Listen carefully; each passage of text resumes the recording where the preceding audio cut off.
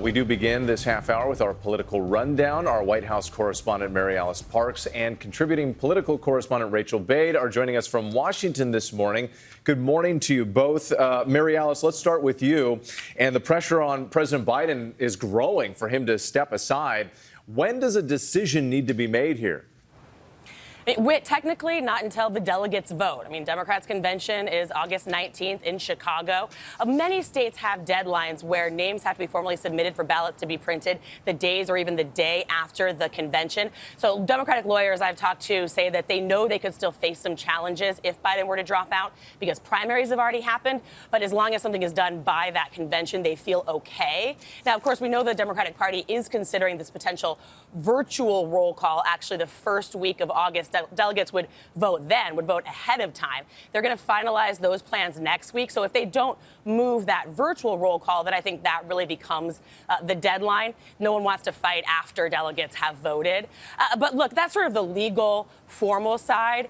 Politically, I would say something has to budge this week. I mean, this staring contest between the Biden campaign and leaders in his own party is not sustainable. It is now clear that Democratic leaders on Capitol Hill are actually seeking a change. It's too much for Biden to ignore.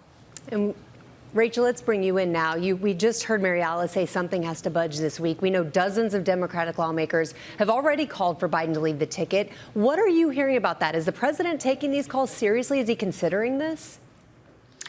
I mean, well, he certainly should be. 35 lawmakers are now on record calling for him to step aside, and more than a dozen of those actually just came out in the last 24 hours, suggesting that the momentum is very much moving against him. But I would just tell you that more than the numbers, more important than the numbers, is actually what's going on behind the scenes, this sort of unprecedented lobbying campaign by Biden's own allies in Congress who want him to go. It has basically become this staring contest and battle of wills between President Biden and Nancy Pelosi, the former speaker. She's the one who's sort of organizing behind the scenes, sort of rallying members who are concerned about Biden to come out publicly and put pressure on him behind the scenes. So, you know, these two were originally allies for a long time. And now I have been told by one of her closest folks in her inner circle that the speaker does not want to call on Biden to resign, but she will do everything in her power to make sure it happens.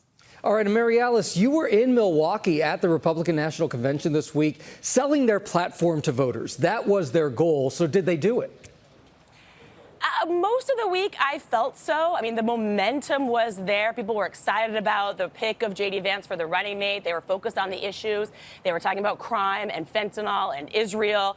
I mean, schools, these are issues that matter to voters. The momentum really fell out with Trump's own speech. I mean, I think that was a missed opportunity. He could have spiked the football. I mean, we are talking about Democrats in disarray. We know voters are concerned about Biden. I mean, the former president has survived an assassination attempt. That rallies, of course, people to his side. And we thought it was going to be a different kind of speech. We thought he was going to really make an appeal to moderates, to independent voters. But after about the first 20 minutes, it was so clearly not that. I mean, he reverted back to his typical talking points. Incredibly offensive, flat out false language about immigrants. I mean, Americans care about the border, but when he veers into that level of conversation, talking about using the military for mass deportations, rounding up millions of people, retribution, dark language about the country, sweeping attacks on Democrats, it's frankly not the language that appeals to moderate or independent voters. There was very little policy discussion. So again, I think it was a missed opportunity on his part. And Rachael, let's stay on Trump for a moment, because we know campaigns are not just built around the candidates, but also their opponents. So how are Republicans now responding to the Democrats' effort to push Biden out? Well, look, Republicans actually want Biden to be atop the ticket because they think they can actually beat him and that he's the best person that they have the opportunity to take down. So you have two efforts sort of going on behind the scenes. Number one, you have this talk about suing to keep Biden on the ballots in these swing states. Republicans think that there are a number of local laws and regulations they can sort of look to, point to try to use the legal system to keep Biden atop the ballot, even if he tries to step aside. And there's a second thing, too. They're doing a bunch of opposition research right now behind the scenes, just in case. I mean, you saw this happen a little bit at the convention this week. A lot of Republicans attacking Vice President Kamala Harris, just in case she's the person that ends up atop the ticket. But they're also looking into Gavin Newsom, Gretchen Whitmer, and a few others, just in case. They're the ones who are going to be the folks they stand off with. All right. Rachael Bade and MaryAlice Parks, thank you both so very much. Always appreciate your analysis here.